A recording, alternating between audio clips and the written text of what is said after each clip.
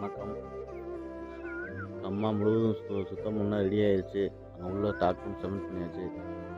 கம்மா கூடிய விரைவில் வந்துட்டு கம்மா சுத்தம் பண்ணிடுவாங்க. கம்மா சுத்தம் பண்ணோன்னா நீர் வரத்து அதிகமாக கம்மாயில் தேக்கி வைக்கப்படும். தேக்கி வைக்கப்படுறப்ப உங்களுக்கு கண்டிப்பான முறை விவசாயத்துக்கு பயன்படும். நீங்கள் விவசாயத்தை இப்போ சீமக்கல்லை நம்பியே இருக்கிறீங்க. சீமக்கல் வந்து நான் 1 வருஷம் 2 வருஷம் 3 வருஷத்துக்கு ஒரு தடவை தான் ஒரு 10,000 15,000 கிடைக்கும். அதனால் எந்த பிரயோஜனமும் இல்லை.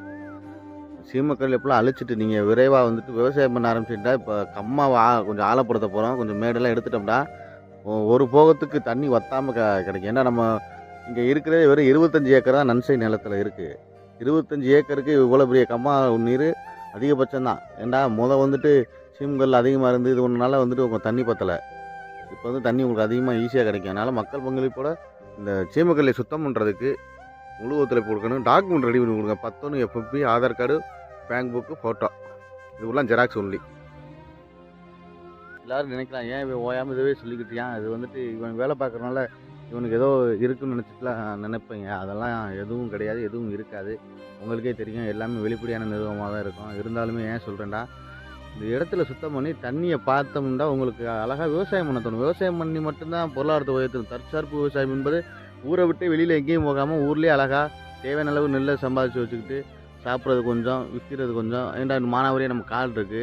இப்போ 2 விவசாயங்கள் கலக்கிறப்போ உங்களுக்கு வந்துட்டு ஒரு வருஷத்துக்கு தேவையான பொருளாதாரம் இதில் ஈடு செஞ்சிடலாம்.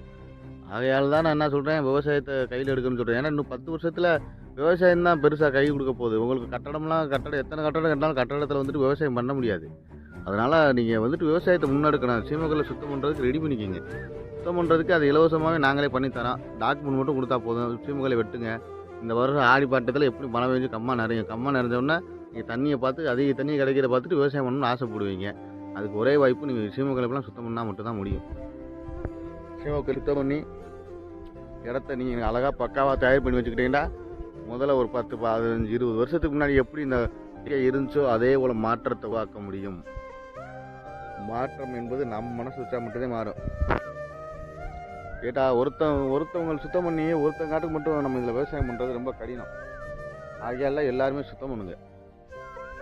சுத்தம் பண்ணி நீட்டாக வச்சுக்கோங்க.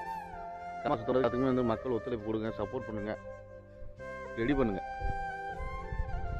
இந்த டீ வைக்கிறதுக்கு நீங்கள் இளைஞர்கள்லாம் கொஞ்சம் சப்போர்ட் பண்ணுங்க.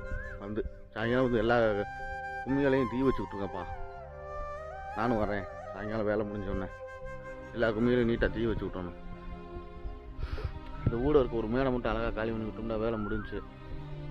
அப்புறம் இங்கே வந்து பள்ளமாக தான் இருக்குது. எனக்கு தேவையான அளவு தண்ணி இருக்குன்றது கன்ஃபார்மாக தெரியும். ஏன்னா நம்ம வரத்து கால்